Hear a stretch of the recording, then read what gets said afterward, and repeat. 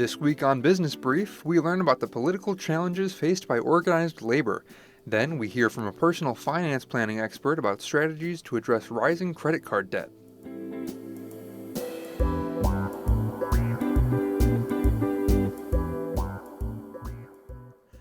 Welcome back to Business Brief, Missouri Business Alert's podcast focused on the business news and issues shaping the state. My name is Noah Grabianski, and I'm joined by my co-host, Riley Hindle. Glad to be here. Now, Riley, this isn't your first time on the podcast, but it is your first time hosting? Yep, that's right. I've been a senior reporter covering labor and entrepreneurship at MBA for the past 3 years or so folks have probably heard me on here before, but I'm excited to try out hosting. Perfect, I'm excited for you too. Now why don't you kick us off with some headlines?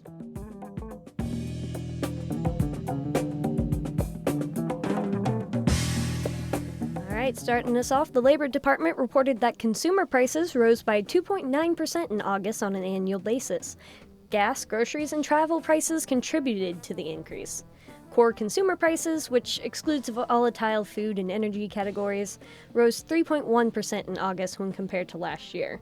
The latest number is well above the Federal Reserve's targeted 2% for inflation. Coupled with increasing unemployment claims, lower than expected job numbers, and continued pressure from the White House, the report puts the Fed in a difficult position as it begins its interest rate setting meeting next week. After President Trump ended a tariff exemption for small packages under $800 last month, known as the de minimis exemption, postal traffic to the U.S. dropped by 81%, according to the UN's Universal Postal Union. At least 88 postal operators have suspended services to the U.S. The Trump administration defended the move as a way to crack down on criminal activity and lower the trade deficit. The Federal Reserve's latest Beige Book report showed mostly flat economic activity across Missouri's 2 Federal Reserve districts as labor shortages, rising costs, and slowed consumer spending continued. Surveyed participants in the St. Louis district predict that prices will increase at a quicker rate next year as tariffs fully take effect.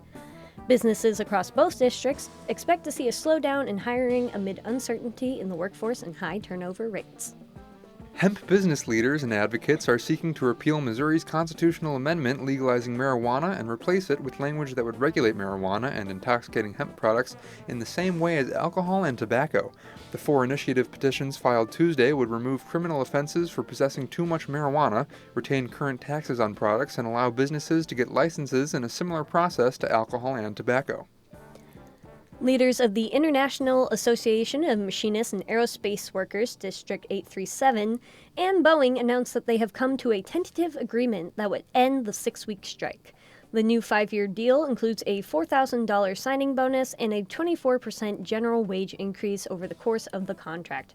Members are set to vote on the new deal Friday. As St. Louis prepares to overhaul the city's zoning code, officials are mulling over a temporary ban on new data center development within the city. Officials worry that the nearly 70-year-old zoning code would not be able to handle the complex land use concerns data center projects can bring. The move would mirror a similar ban that St. Charles implemented after a public outcry over a secretive $1 billion data center proposal. The end user of that data center was not named, but some documents have since shown the project may have had ties to Google.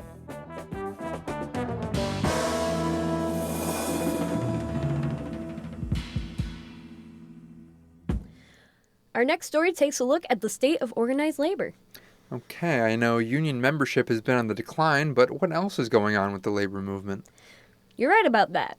Over the last 4 decades, the percent of Missourians who belong to a union has been cut in half, to about 9% last year. But today, organized labor faces political challenges at the state and national levels. Missouri Business Alert's Bella Zelensky has that story.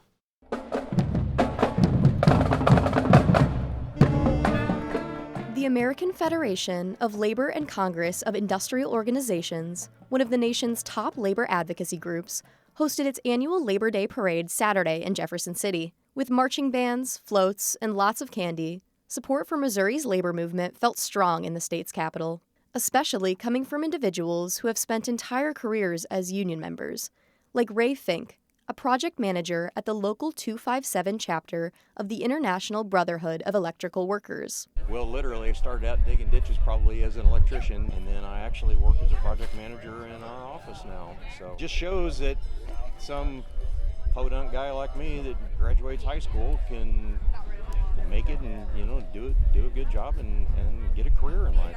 The majority of Americans overall share in Fink's favorable views. According to an August Gallup poll, about 7 in 10 Americans express approval for unions, and all political parties have shown increased support for unions compared to 2016.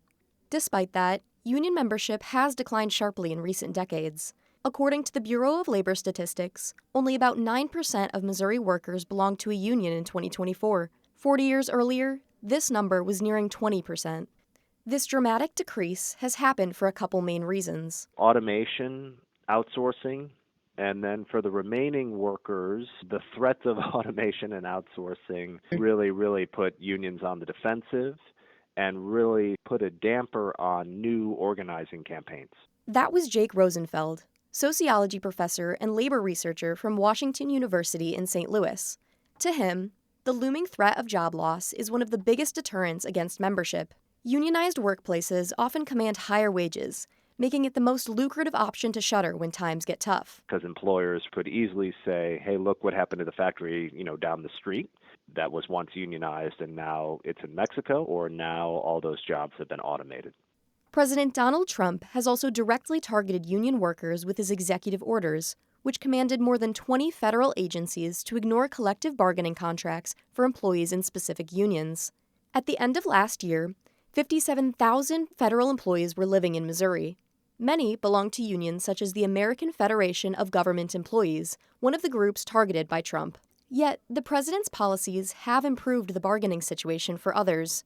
With defense spending up, the machinists at Boeing in St. Louis sensed an opportunity to exercise the increased demand for their labor. Rosenfeld identifies this as newfound leverage these employees can use to see their requests met. What's kind of distinguishing about some unionized companies in the Missouri region right now is that they are operating from a position of strength. So far, the administration has been disastrous for the overall labor movement. But, there are those specific pockets. This position of strength cannot last forever, though, and union members worry about lawmakers doubling down on laws hostile to their rights. The Missouri House on September 8th gave initial approval to legislation that would increase the threshold necessary for initiative petitions to pass. This could be bad news for labor groups that wish to fight back against anti-union legislation. In 2017, the Republican-controlled legislature passed a so-called right-to-work law, which banned unions from requiring employees to join upon hiring. In 2018, voters used the initiative process to reverse the law. That process would become more difficult if lawmakers complicated the ability to exercise an initiative petition.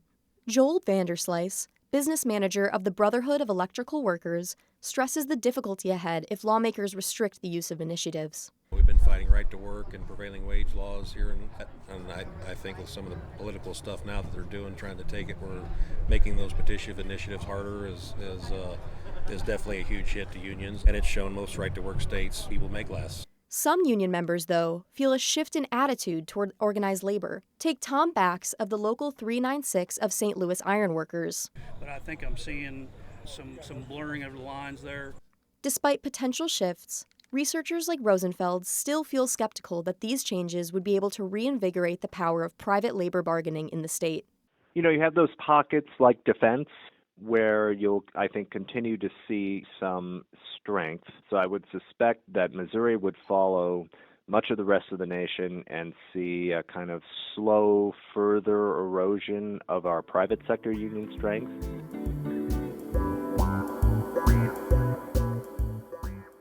Our next story takes a look at how credit card debt has grown in the U.S. in recent years. In the second quarter of 2025, total credit card balances reached over $1.2 trillion, which is about $1 billion less than the all-time record high set at the end of last year. I've heard reports that more consumers have relied on credit to make purchases, with inflationary prices creating budget crunches for some. How does Missouri compare to the rest of the country? Well, Missouri saw a 3% increase in credit card balances from last year, which is far less than some other states. For example, Massachusetts saw an increase of nearly 15%. However, among credit card users nationally, there are increases in delinquency rates, which track payments that are a month or more overdue. So, are there strategies out there that credit card users can adopt to address this? Absolutely. Experts suggest using financial planning and budgeting tools while also establishing an emergency fund or another income stream. To learn more, reporter Charlie Duffin spoke with Abid Rabbani, a professor and director of the Personal Finance Planning program at the University of Missouri. Here's part of that conversation. As we get into this topic, what kinds of financial planning strategies do you think individuals can use to manage or avoid credit card debt? Because commonly we see everyday expenses are often making it feel unavoidable. It's most of the credit card debts planning or management actually starts with a good budgeting and expense planning. That's the first thing a consumer need to do, is to have a clear idea about the budget and expense planning. Next important strategy is to have some kind of emergency fund, so that when there is an emergency, they don't have to rely on their credit card to pay as an emergency fund. So people use sometimes credit card as a source of their emergency expenses. That's not a prudent strategy. They need to have some kind of emergency fund. So that's the two key strategy they need to practice, that need to be a habit. It's not a one-off strategy, that need to be a lifestyle choice. They have to mindful of that and be aware of that they are willing to pay those expenses in full before its balance is due. So not carry the balance forward is the way to go. Absolutely. Moving on, we all are aware of the 2008 financial crisis and the events that followed it, and leading up even to today with record high credit card debt all over the country. So, how would you say today's record high credit card debt compares to what we saw not only leading up to the 2008 financial crisis, but in the events after it as well? So it has different aspects. If you just look at the over aggregated total credit card debt, it's almost like a double, probably not double, but nearly doubled compared to 2008. But there are some nuances that I will point out. First is the average credit card balance consumers are carrying. That is pretty much like similar. It's hovering currently around $7,000 nationally, and it has been $7,000 around. I mean, in during that 2008 housing crisis. So average debt, credit card debt, has been pretty similar. But in fact is the average interest rate charged by the credit card companies or the financial institutions is almost doubled. Right. So for now, so having a balance is becoming a more expensive for a borrower to have access their credit card. So as my point to the prior question, it's a really bad idea to carry the balance forward month on, year on. That is quite expensive right now. And the other point is the delinquency rate. Delinquency rate indicates the strain or financial resiliency of a consumer. So what we are seeing now, that delinquency rate, that means not paying off their credit card balance. And that delinquency credit card balance by the due date. So that delinquency rate is getting very closer to the 2008 level. Right. Totally. So this credit card debt we keep talking about, do you see it continuing to climb over at the same pace over the next few years, or do you think there is some sort of turning point ahead where we plateau or begin to decline in credit card debt as a country? It's going to increase because we're a consumer-based society. So there is no Right. way we are going to consume less, and there is no. I don't see any a point where we'll be a massive societal shift in the mindset. So we are an spending nation, has some positive side because economic growth and all that. But the what I'm going to point out is going to increase. In my opinion, credit card use and the debt is going to increase. But what I am noticing is that the rate of increase is kind of slow, right? Right. So it has up and trend, but the trend is the rate of increase is slower than prior years. Now there are several factors that explains that slow rate. It's because of the high interest rate. Borrowers are like, okay, it's not making sense to use the credit cards now. Then the many lenders are tightening who can get a credit card, but it's increasing. The arrow is pointing upwards, but it's kind of slowly increasing. Thank you so much for your time. All right, sounds good. Okay.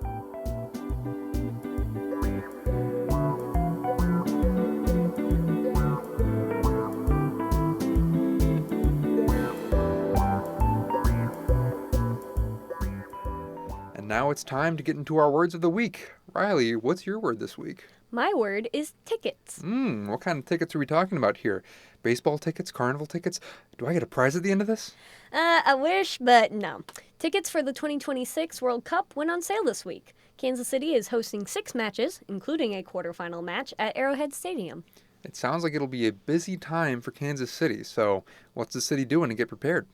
Yeah, with FIFA estimating that over 650,000 visitors are coming for the games, it's definitely going to be busy. While the event is expected to bring in $653 million of economic impact, Kansas City is also bracing for the increased transportation demand. The city is upping its investment in its bus and shuttle services to get fans where they need to go. You know what? I think I'll just watch from the comfort of my own home, personally. That is very fair. What's your word, Noah? My word this week is green burials. That is slightly morbid, but I am intrigued, so tell me more. Well, a green burial is pretty simple. It allows the deceased's body to decompose naturally, so that means no chemical embalming, no steel caskets or concrete vaults. The goal is to reduce the environmental impact of burials. Look, I know Halloween's next month and all, but why are we talking about this now? Well, green burials have started to rise in popularity in part because of their lower cost compared to traditional burials or cremation. The average funeral and burial cost in 2023 was around $10,000, and that's not including a cemetery plot or monument. In comparison, a typical green burial covers all of that and costs only about $4,000 to $5,000. So it's eco-friendly and affordable. Exactly. So I wouldn't be surprised if we hear more about these types of funerals in the future. That's it for our Words of the Week. For our closing thought today, here's Abid Rabbani, a director of the Personal Finance Planning Program at the University of Missouri, speaking to what he feels are ways to prepare future generations for financial literacy surrounding credit card use. So if you want to see a long-term solution to this issue, one step, concrete step, state of Missouri can take is take a hard look on their education curriculum or secondary education curriculum and make it personal finance and credit card management and borrowing education as a required topic at the high school. Well, that's all for this week. M33 Project provided the music for this episode. For my co-host Riley Hindle and our editors Kaylee Grimshaw, Kelly DeRick, and Michael Stacy, I'm Noah Grabianski. This has been Business Brief. We'll be back next week. Thank you for listening.